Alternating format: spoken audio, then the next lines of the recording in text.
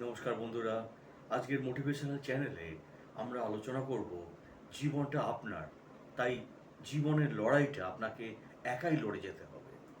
একা হলেও লড়াইটা আপনাকে অব্যাহত রাখতে হবে। মানুষ মূলত একা, এই এক গভীর দার্শনিক অভিজ্ঞতা। অনেকেই দীর্ঘ শ্বাসের সঙ্গে বলেন পৃথিবীর প্রত্যেকটা মানুষ এক একটা বিচ্ছিন্ন দ্বীপ। পথ যা তা একাই পাড়ি দিতে হয়, ঘুমহীন রাস্তাগুলো একাই পার হতে হয়, হারতে থাকা যুদ্ধগুলো লড়তে হয় একাই। দিন শেষে আলো আঁধারির ফুটপাতে একা বসেই ভাবতে হয় একান্ত কিছু অনুভূতির কথা। সব কিছু শেষে মানুষ আবার উঠে দাঁড়ায়, বাঁচে আরও কিছু একার জন্যে। একা, একাকিত্ব, এটা একটা অনুভূতি। অনেকে আবার বলেন আধুনিক মানুষের রোগ, হয়তো বাস্তবতাও। কিন্তু মানুষ কি একা লড়াই করতে পারে?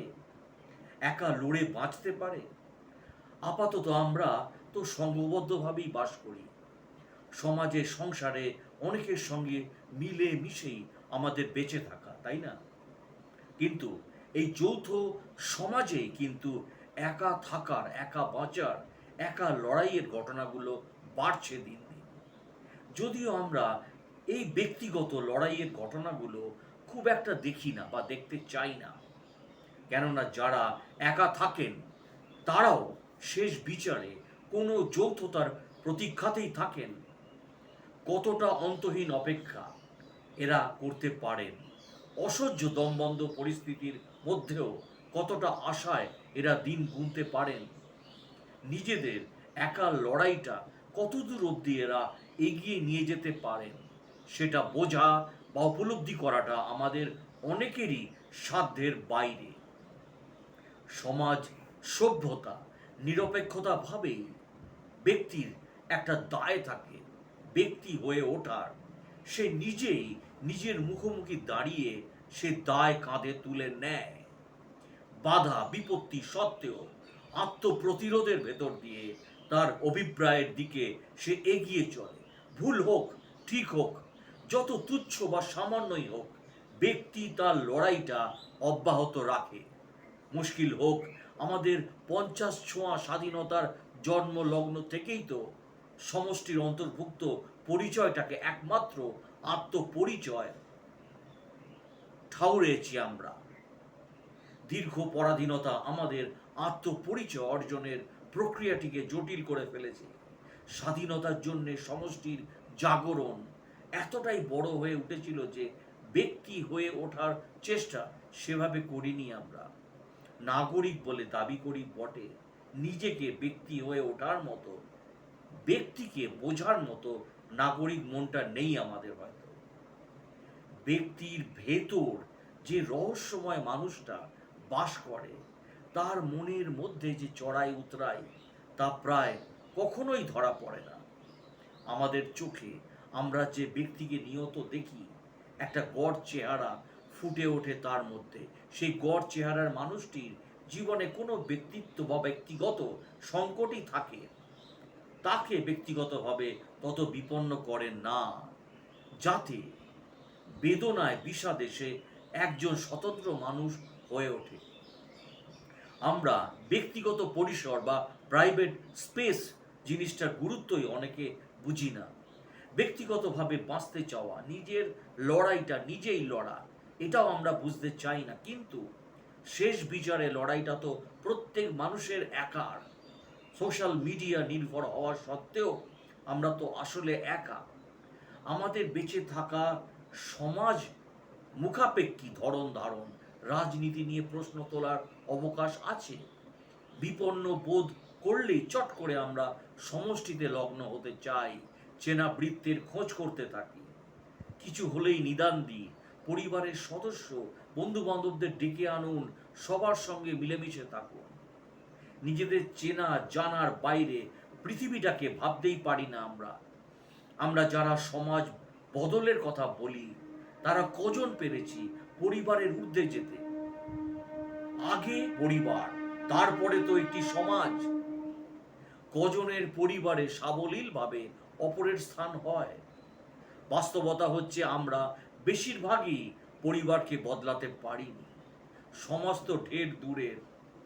হ্যাঁ, আমরা যারা খুব কাছ থেকে দেখেছি সারা দিনে একজন শ্রমিকের গা থেকে কতটুকু ঘাম ঝরে, আমরা কি শ্রমিককে কয়েকটা বেশি টাকা দিতে রাজি?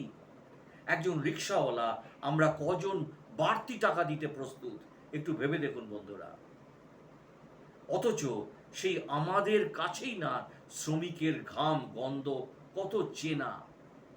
আমরা জানি কতটা ঘাম ঝরালে একদিনের ভাতের জোগাড় করা যায়। আমরা জানি একদিন অসুস্থ থাকলে একজন খালি পেটে বা একজন খেটে খাওয়া মানুষের জীবনে কতটা অসহায়ত্ব নেমে আসে। তারপরেও কি আমরা কেউ এ বিষয় নিয়ে ভাবি না। অথচ আমরা অনেকেই একসময় ছাত্র রাজনীতি করেছি, নিজেদের প্রগতিশীল পরিচয় দিতে এখনো ভালোবাসি এবং গর্ববোধ করি। সেমিনার, সিম্পোজিয়াম, বিভিন্ন বক্তৃতায় অংশ নিই, প্রগতির কথা বলি। আসলে কিসের প্রগতি? নাকি স্রোতে গা ভাসানো? কোথায় আমাদের প্রগতিশীলতা যারা এখনো জীবন সংগ্রামের একাকী যোদ্ধা? তাদের আমরা কতটুকু মূল্যায়ন করি, কতটুকু সংবেদনশীল তাদের প্রতি? যে মানুষটি আমাদের দেখানো পরিবর্তনের পথের সাঁকোটিতে একদম একা টলতে টলতে সামনে চলতে শুরু করেছেন, সেই সাঁকোগুলো সব ঘুণ ধরেছে, খুলে পড়েছে। এসব সাঁকো পেরোতে গেলে হয়তো তাকে পড়ে যেতে হবে, তা না হলে সাঁতার কাটার প্রস্তুতি নিয়ে তাকে ঝাঁপ দিতে হবে অগাধ জলে। সেখানেও সে একা। কে কার খোঁজ নিতে পারি আমরা? কারো অসুস্থতা, কারো অভাব, কারো অনটনের? শেষ বিচারে উদারতা দেখি আমরা কেউ কারোর খাবার কিংবা জীবিকার ব্যবস্থা করি না, চিকিৎসা করাই না, ব্যাগে টাকা আছে কি না সে খোঁজ নিই না। শেষ পর্যন্ত আমরা লড়াই করে যাই একা, নিজের জন্যে, নিজের অস্তিত্বের জন্যে। এই লড়াইয়ের কোনো সঙ্গী নেই বন্ধুরা। যে করে শুধু সেই বোঝে, সম্পূর্ণ নিজের চেষ্টায়, নিজের দৃঢ়তা, সাহস, অসহায়তা সম্মেলন করে। আসলে আমাদের পৃথিবীটা বদলে গেছে। বিশ্বজুড়ে একটা বৃহৎ স্বপ্নের তাপ মৃত্যু বা অপমৃত্যু ঘটেছে। বদলে গেছে কিছু কিছু, অনেক কিছুই বদলেছে। প্রযুক্তির বিস্ময়কর অগ্রগতি, বিশ্বায়ন কিছুই মানুষের প্রতিদিনের বেঁচে থাকাকে নির্ভরতা দিতে পারেনি, উল্টে কঠিনতর করেছে। তার আমাদের দেশে ষড়যন্ত্রের রাজনীতি, বৃহৎ দলের খেয়েই এখন এক দলের স্বেচ্ছাচারী মনোভাব সব ক্ষেত্রেই তৈরি করেছে মধ্যমেধার দাপট। স্বাধীনতার পর বামনাকৃতির যে স্বপ্ন দেখা শুরু, দিনকে দিন তা আরো ক্ষুদ্র হচ্ছে। খরার হতাশা শুধু রাজনীতিকে নয়, সবখানে খরা মেধা মননে, খরা সংস্কৃতিতে, সাংস্কৃতিক চর্চায়। এমনকি Hamlet, King Lear, Macbeth, Othello, Julius Caesar, Romeo Juliet কিংবা ওথেলেও মধ্যায়ন হচ্ছে না বা মঞ্চায়ন হচ্ছে না। এই মুহূর্তে শেক্সপিয়ার চর্চা বড় বেশি প্রয়োজন, কেননা ওই চরিত্রগুলো বড় বেশি প্রাসঙ্গিক। শেক্সপিয়ারের বেশ কয়েকটি নাটকে এমন কিছু মানুষকে আমরা জোট বাঁধতে দেখি যাদের মধ্যে আপাত দৃষ্টিতে কোনো মিলই নেই, কিন্তু কিভাবে যেন ঠিক বেঠিক এর সীমাটা গুলিয়ে যায়। ন্যায় নীতির বোধকে গ্রাস করে ক্ষমতা লিপ্সা, প্রেমকে ঢেকে দেয় ঈর্ষা। ম্যাকবেথের ভেতর কুণ্ডলি পাকিয়ে শুয়ে থাকা ক্ষমতা লিপ্সাকে জাগিয়ে তোলে লেডি ম্যাকবেথ। ব্রুটাসের স্বদেশ প্রেমকে ভুলে বা ভুল পথে চালিত করে ক্যাসিয়াস। ওথেলোর ভেতর ইগো বা ইয়োগো পুড়ে দিতে সমর্থন হয় সর্বনাশা ঈর্ষার বিষ। আরো বহু স্তর রয়েছে চরিত্রগুলোর, যা নানাভাবে ভাবায়, প্রেরণা যোগায়, সময়কে বিশ্লেষণ করে, আমাদেরও আজ সময়কে একই সঙ্গে নিজেদের ভূমিকাকে বিশ্লেষণ করাটা বেশি বেশি জরুরি। তাহলে কি করতে হবে? এই সময়ের পরিপ্রেক্ষিতে দাঁড়িয়ে আমরা আপনার দায়িত্ব কি? বলা বাহুল্য সত্য বলা এবং প্রশ্ন করা, যে প্রশ্ন অস্বস্তিতে ফেলবে ক্ষমতা লোভী মানুষদের। আর এই সব কিছুর বিনিময়ে আমরা কি পাব? সুশাসন, ক্ষমতার পরিবর্তন, বিপদগামীদের সুপথে ফেরার প্রত্যাশা, হয়তো কিছুই নয়। তাহলে কি পাবো? পাবো সেই শক্তি, সামর্থ্য। হেনরিক ইবসেনের নাটকের নায়ক দ্য স্টক ম্যান যা পেয়েছিলেন, পৃথিবীর সফলতম মানুষ হলেন তিনি, যিনি সবচেয়ে একা দাঁড়িয়ে থাকেন। এখানেই শেষ নয়, রয়েছে আরও একটি মহাসত্য।